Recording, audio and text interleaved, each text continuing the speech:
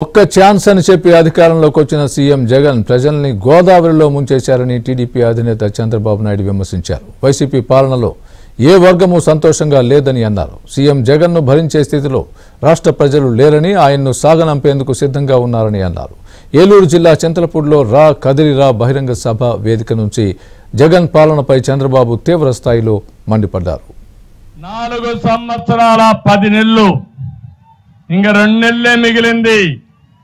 రాష్ట్రాన్ని సర్వనాశనం చేశాడు, బ్రాండ్ ఇమేజ్ దెబ్బతీశాడు. ఇవన్నీ చేసి నిన్న మాట్లాడుతున్నాడు, మొన్న ఒక మీటింగ్ లో మాట్లాడాడు.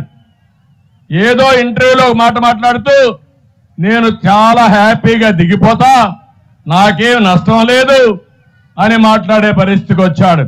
నేను ఒకటే చెప్తున్నా, మీరు దిగిపోవడం కాదు, మిమ్మల్ని ఇంటికి పంపేయడానికి ప్రజలు సిద్ధంగా ఉన్నారు. లక్షల కోట్ల రూపాయలు దోపిడీ చేశాడు. అంతేకాకుండా నువ్వు దిగిపోతావు కానీ మా తమ్ముళ్ళ గతి ఏంటి, ఉద్యోగాలు ఏంటని అడుగుతున్నా. వాళ్ళ జీవితాలు నాశనం చేశావు. 12 లక్షల కోట్ల రూపాయలు అప్పు చేశావు. అన్ని వ్యవస్థల్ని భ్రష్టు పట్టించావు. లక్షల కోట్ల రూపాయలు దోపిడీ చేశాడు.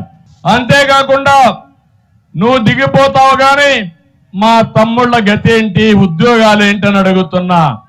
వాళ్ళ జీవితాలు నాశనం చేశావు. అన్ని వ్యవస్థల్ని భ్రష్టు పట్టించావు. మళ్ళీ రాబోయే రోజుల్లో ఇటుక పేర్చుకుంటూ మళ్ళీ ఆంధ్రప్రదేశ్ని నిర్మాణం చేసుకోవాల్సిన బాధ్యత మనందరిపైన ఉంది. 9 సార్లు కరెంటు ఛార్జీలు పెంచాడా లేదా? 200 బిల్లు ఎంత అయింది? 1000 రూపాయలు అయిందా లేదా? అంటే 64,000 కోట్ల రూపాయలు ఒక కరెంటు ఛార్జీలో పెంచాడా లేదా అని మిమ్మల్ని అడుగుతున్నా.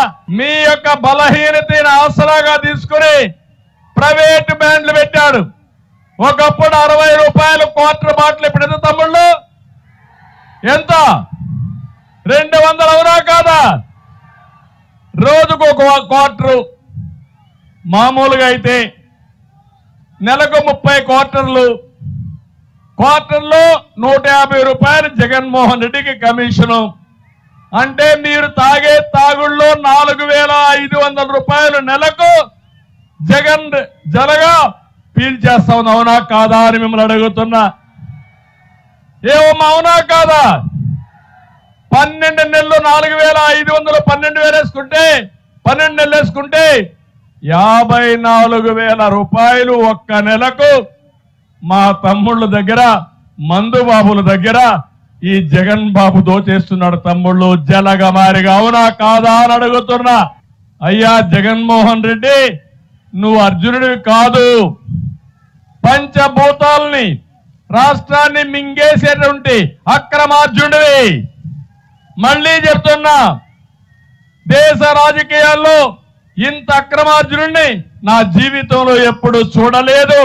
అంత దుర్మార్గమైన ముఖ్యమంత్రి కలియుగంలో ఈ ముఖ్యమంత్రి పుట్టాడు. మనందరి కర్మగాలి బకాసురుడు మారిగా మొత్తం మింగేసే పరిస్థితికి వచ్చాడు.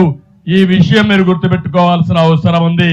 నేను అడుగుతున్నా, మా ఆడబిడ్డల్ని ఇంటికి అదనంగా భారం 5 ఏళ్లలో 8 లక్షలు పడింది మీ మీద. మినిమం 8 లక్షలు ఆవరేజ్ గా పడింది. మీకు 8 లక్షలు ఇచ్చాడా ఈ ముఖ్యమంత్రి? ఇది కాకుండా 12 లక్షల కోట్ల రూపాయలు అప్పు తెచ్చాడు. అది కూడా మీ మీదనే భారం. జగన్ రెడ్డి రేపు జైలుకు పోతాడు. ఎవరు కడతారు ఈ అప్పు?